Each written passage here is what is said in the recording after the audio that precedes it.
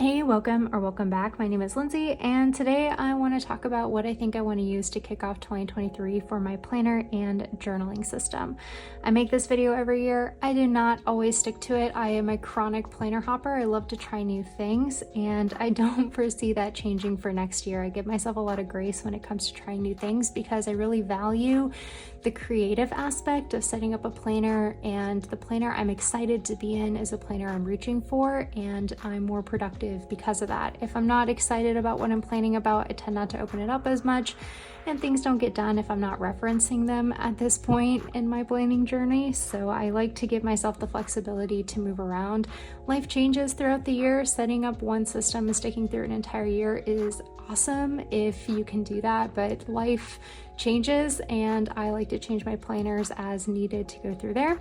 That being said though, I tried a lot of different planners in 2022 and I found myself a bit overwhelmed over the last couple of months trying to identify what's going to make the best archive. By archive, I mean that I usually choose one planner and I commit to filling that in as completely as possible, regardless of whether or not I'm using it or not. So I'll fill it in on the weekends or once a month or every evening, or maybe it's my main planner for the majority of the year. But I like to have one complete book to keep at the end of the year just to reference and find any information for years to come. And then that gives me the flexibility to use whatever I want, knowing that I've got one thing to keep on my shelf at the end of the year. I was not very consistent with that for 2022, so that is a lesson learned for 2023, that I need to pick my archive quickly and stick with it so I can kind of continue to have my flexibility. So for 2023, I've got 4 spots that I need to fill. I need a personal planner, which is where I do all of my scheduling, task management, goal planning, all my hobbies, anything I need to keep track of to keep our household in order goes in my personal planner. I need a work planner, which really is task management for my day job, because I don't like to put my tasks for work in with my personal planner just for a little bit of work-life separation at the end of the day.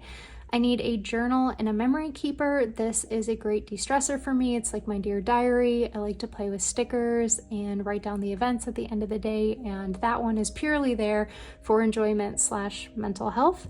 And I think I'm going to add a 4th notebook into my lineup this year as sort of a brain dump creative space for LindseyScribbles, and I figured out I wanted to add that notebook to my lineup after I set up my goals for 2023. So as I'm looking at the many options that I have in front of me, there are a few things that I wanted to consider that helped me come to this initial decision that I wanted to chat through really quickly. So looking forward to 2023, I set up what my goals were, and as I broke them down, did I identify anything that I need to take care of, or are there any upcoming events in 2023 or big life changes that were going to impact my planning system? For example, next year we want to do an international trip again, so that let me know, hey, I want to bring over travel journaling again in some capacity, or memory keeping around those trips in a specific way. I'm probably going to value portability a little bit more when it comes to my planner. I want something that's going to be easy to travel with, fill in, and reference, and I need plenty of space to plan that trip and be able to reference the needful like confirmation numbers and things like that while we're actually on our trip. I find that to be very beneficial. I'm a paper person at heart, even though I'll have a lot of that digitally for that trip. Another goal I have for next year is to do a low-buy year when it comes to my planning and stationery. I'll still be making some purchases, but when I'm thinking about my system, I'm looking for something that I can really rely on stuff I already own, or I don't feel so tempted to bring new things in, so I can stick to my budget for next year. After I kind of look forward, I like to look back. So 2022 lessons learned. I learned, 1, that I need to be more consistent with an archive if I'm going to allow myself to switch planners next year. 2, I did not use as many habit trackers as I had in the past. And when I was looking at more of my habit related goals for 2022, I recognized that I need more habit trackers. So I'm going to be incorporating monthly habit trackers again and some of those goal tending sheets, so they're a little bit more in my face than they were in 2022.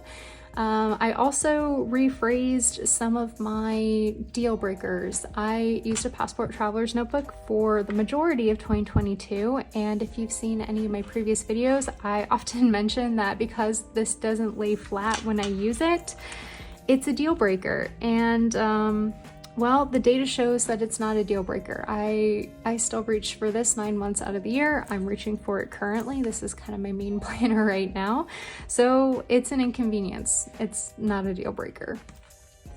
All right, and then the last thing that I really kind of considered is my gut check, or what do I want to use? Sometimes I can select a system in my head that makes perfect sense logically, but if I'm not excited about it, like I mentioned earlier, I am not using it. And if I'm not referencing it, it's not working for me functionally. My planning system is like 50% creative outlet. I love drawing, doodling, learning, playing with stickers, trying out new layouts. I love the experimentation that I can find within my planner system, but the other half of it is that I need to actually be doing the tasks written in my planners, making sure I'm arriving to events on time. And for that to work, I need to be touching my planner on a daily basis. So that excitement level is key for me to it, for the tools to be functional and to be fun. Okay, so for 2023, I had a lot of different options. I picked up a lot of different things. I'm kind of showing mostly Hobonichis right here, and then I've got my passport, which is kind of representative, if you will. But I'm gonna do something a little bit different this year. I'm giving myself a lot of options. So let's talk about my personal planner first.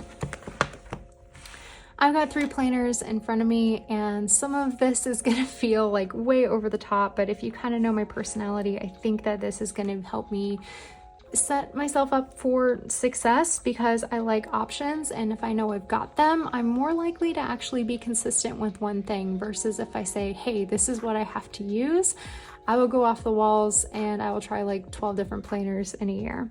So the best planner options that I have for 2023 is to, 1, continue to bullet journal in my passport size traveler's notebook. I have a really in-depth video about my current setup of my bullet journal, so I can link that up in the cards if you would like to check that out. I have everything I need to continue bullet journaling in this size for next year. I've got several covers. I can make this feel like a new planner very quickly. My setup requires 2 inserts. For the most part, my first insert is my annual one, so long-term list collections, habit trackers. I really love printing pocket-size printables and putting them into the passport size. These are from Peanuts Planner Co. So this is really gonna help me with my tracking. I've got the year-long information at my fingertips, and then in the back, I have my quarterly insert, which is for weekly and daily logs or any sort of short-term lists. This has built-in fresh starts. I get a fresh insert every quarter. I know I can archive them, and this is what I used in 2022, so I know it will work for me even if it's not my favorite for lying flat, but I always come back to this. So I think I'm gonna set up an annual insert to kick off 2023, and we'll just see what I'm reaching for. My option number 2, this is really more of a stack here, is to challenge myself to use a standard size Hobonichi Weeks. I have never used a standard size for personal planning. I used one for work this year. And I'm gonna continue using that into next year because it's the spring start. So there's my work planner selected. I have been playing around with this, kicking out ideas. I'm gonna do a setup video for this and for my annual insert. So if you're not sure which team you are, there will be setups following this video for both of them. But I don't know, there's something about this that is really appealing to me. I have been trying to only use weekly spreads in my 2022 Hobonichi Weeks for the last 8 weeks, 2 months about. And it all fits in a weekly, but I find I'm very anxious without it daily, and I'm trying to decide, is that anxiety because it's different and I just need to give it some time to get used to it, or is that anxiety really like, hey, if I write down exactly what I need to do on a daily basis, even if it's a duplication of what is on my weekly spread every week, does that help me? And I also have noticed when I'm only using the weeklies, I'm a little bit less creative. And as I mentioned, that creative aspect is a really big part of my planning system. I like to doodle almost every day or hand letter something or do something in the back. And I pretty much do that exclusively in my dailies because it allows me a little bit more room to do so. I kind of let my weeklies be a little bit more functional. What the heck do I need to get done this week? And then my dailies are a little bit more like doodly, memory keepy, decorated, that kind of stuff. And then I don't have to worry about them being as consistent because it's just a daily versus a weekly. I feel like all 7 days kind of need to be in a theme because I do like my weeks to look nice at the end of the week. So we'll see. I think that this is a really fun challenge and I think I can definitely do this. 75 pages is going to be a bit of a stretch, but I've got some supplemental notebooks that I could use to fill in. The plan would be to set up the back pages as a bullet journal, do dailies when I'm traveling for more of a memory keeping perspective, or as needed in here or in my journal. So yeah, I also have the Sneaker Weeks Mega. This is my backup. So if I am finding that I'm not reaching for my passport, I'm reaching for my weeks, but maybe by March I'm completely out of pages, then I might decide, you know what, maybe I suffer my losses and I move into a Mega and go from there. So we will see. I know this sounds crazy to give myself so many options, but at the same time, I think that it's going to be a bit of using what feels right. And I'm hoping a clear winner settles out and I'll go from there. So let me set these aside for a second. The next thing I want to talk about is my journaling options. So I've got, you know, I wish I could commit to one journal. So I think that this is going to be my best bet. I guess this is the cover I want to use. This is from Hobonichi. This is the A5 Have a Nice Day in the color Blueberry. I've got my 2022 cousin in here, but I think for my archive for next year, I'm going to commit to using a Hobonichi cousin. The reason I am thinking this over anything else is I love flipping through my old cousins. The reason I left it to begin with, if you are new here, I've been using a cousin every year since 2019, but I've not filled them out completely since 2019. I did get the English edition, by the way. This is also the English edition in the Bunnies. But how I would use this is that the weekly spreads would be like memory keeping. So at the end of each day, I put in the highlights, key events, and tasks that I would want to remember for years to come. And the dailies, I will journal in, memory keep, put down stickers if I got it, ephemera. If I need a daily, say I'm in my bunny weeks here and I'm like, oh gosh, I need a daily, it's a crazy day.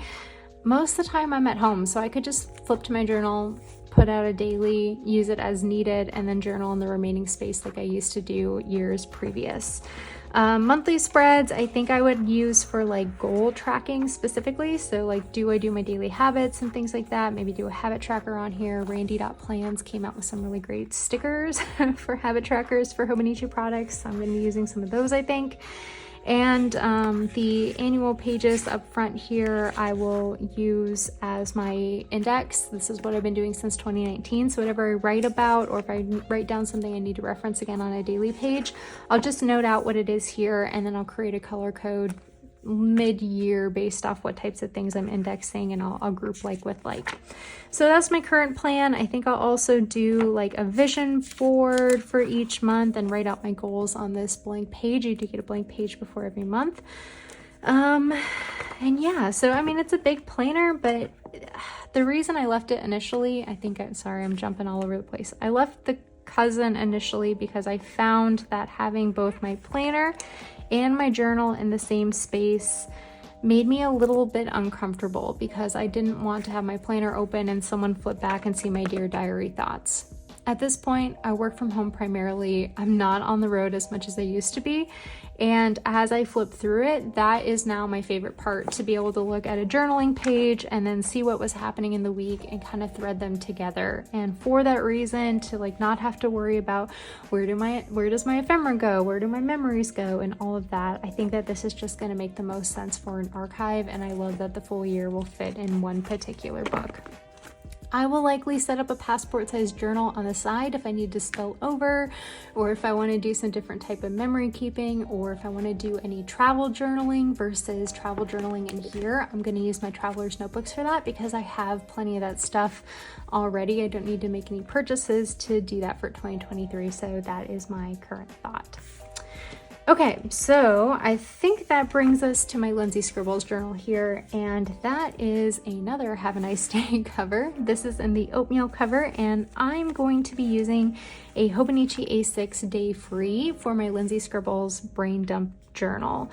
I'm not going to call this a planner because I don't think I'm going to be putting down like do these tasks on these days, but I really want this to be more of an experimentation place. So if I want to doodle something and get an idea for a theme, like I'm trying to update all my branding stuff, end screens and stuff like that to like a blue theme. So I was just doodling out some stuff here. Video content ideas and just mind mapping out things that I could do, ordering, you know, my monthly routine here. So this is just spillover pages, particularly for any kind of notes I need for LindseyScribbles. One of my goals this year is that I want to open a shop. So this is kind of where I decided, hey, I think I want a separate book for that. And I think that this is going to be the perfect size to do that. It's not so overwhelming to only have 200 pages. And I really like the A6 size. It's really cute. And I love this cover. So quick rundown of the lineup then, and my many options. So it's going to be a planner experimentation year right off the bat. I'm going to set up a bullet journal, my passport size traveler's notebook, and I will set up a Hobonichi weeks, and I will use them interchangeably until I see which one is fitting the bill better.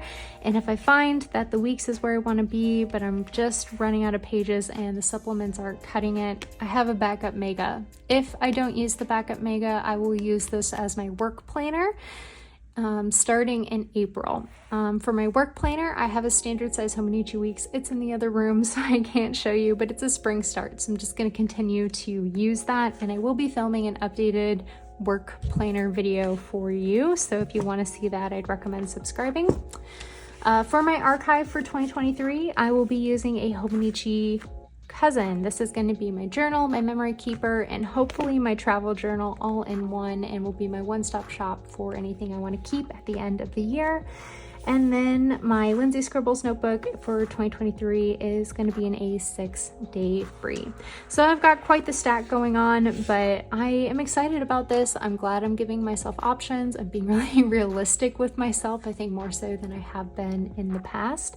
If you're using any of the same planners as me, let me know which ones you are using down below, or if you're using something totally different. I'm really curious what everyone is doing for next year's lineup. I'll be doing setup videos following this one, so stay tuned if you want to see how I set up this guy and a new annual insert for my bullet journal.